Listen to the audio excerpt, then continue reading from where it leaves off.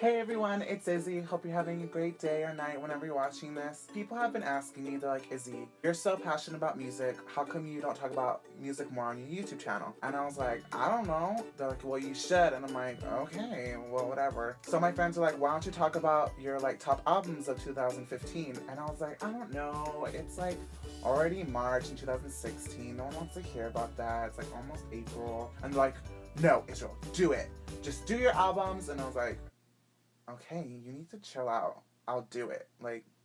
Just stop. So today I'm going to talk to you about my top 13 albums of 2015. You're asking, why are you doing 13 if it's 2015? Well, there are 12 months in a year, and I add a 13th one to make it for my most liked album of the whole year. Plus, I have a lot of CDs. I get a lot of music a year. I think the list was probably at 20, and I had to cut it down to 13. I buy a lot of music, so work with me. Let's get started. Number 13 on my list is One Direction, Made in the AM. This album was really good.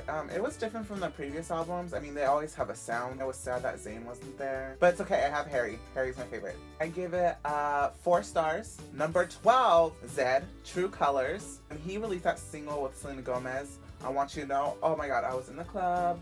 I was dancing. It was so good. This album was really good. My favorite song on the album is Illusion. I give it a 3.5.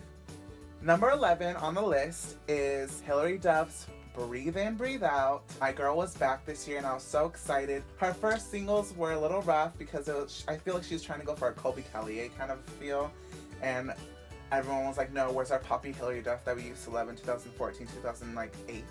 No, we want Poppy Hilary. Then she came out with Sparks. And then the promotion was just everywhere. She really only had she didn't really promote the album that well.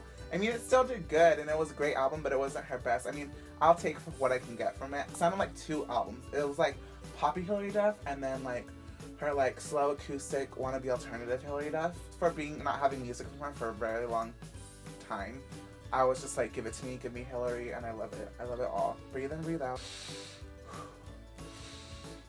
I give this album 3.5.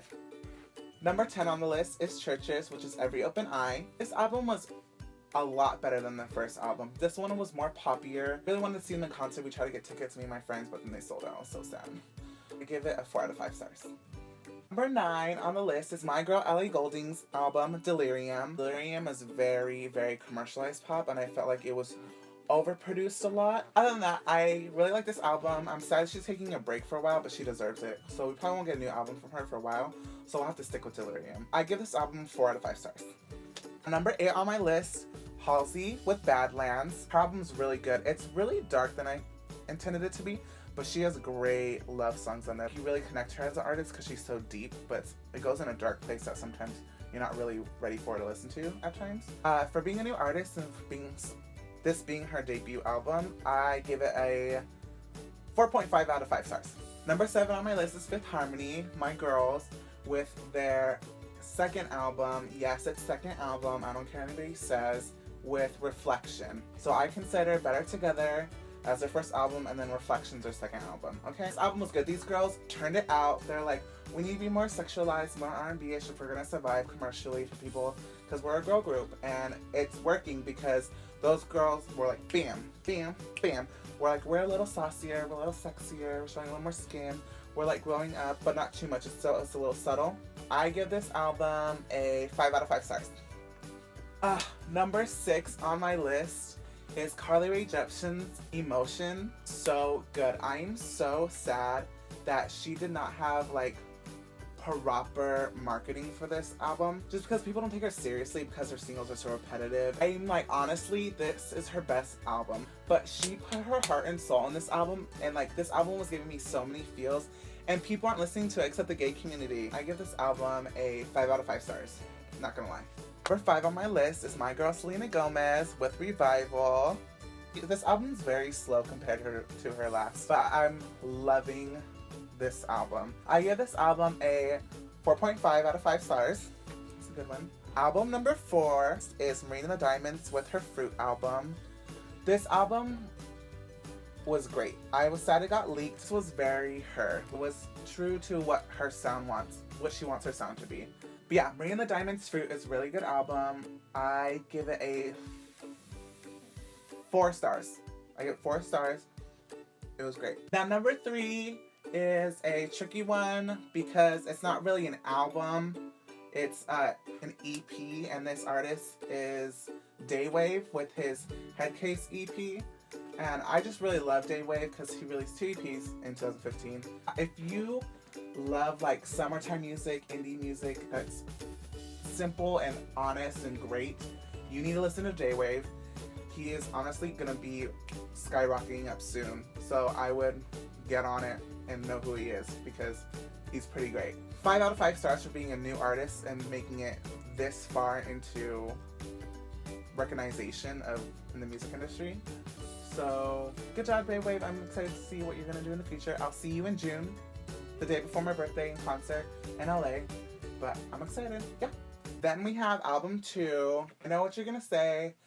I know what you're gonna say. You're gonna be like, why is this number 2, Izzy? Like, it should be number 1. I have my reasons, and you will listen. Number 2 on my list is Adele with 25. Yes, oh, you're like, how dare you? That should be number 1. She's queen. Yes, I understand she's queen. I'm gonna see her with my mom in LA in August. I get it. She is queen, and it's a great album. It would be number 1 if number 1's album wasn't number 1 to me. So deep and so honest. I've waited for Adele, and she did not disappoint. I feel like honestly this is her best album. It is so deep, so rich, and so relatable, as always. 25 is great. I give it a 5 out of 5 stars, of course. Number 1 on my list, which is my top favorite album of the year. You know it. You already know it. It was my first YouTube video. I did a review of this album, and that is Troye Sivan, Blue Neighborhood. So good. I love Troye so much. This album means so much to me. I connected on a deep level, on a fun level, on an emotional level, on like a happy level of this album. He, of course, is a young gay man, and I'm a young gay man, and his music is so relatable because he doesn't hide the pronouns. He uses he or him. This album's so good. For his debut album and being a YouTube star, just being discovered that way, his lyrics are so deep and so coincide with like what's going on in like the gay community and how it feels to be a gay man and in love with like either a straight boy or another gay boy. Troye really hit it on a good note and good spark. So Blue Neighborhood's my number 1 album of the year, and I give this album a 5 out of 5 stars.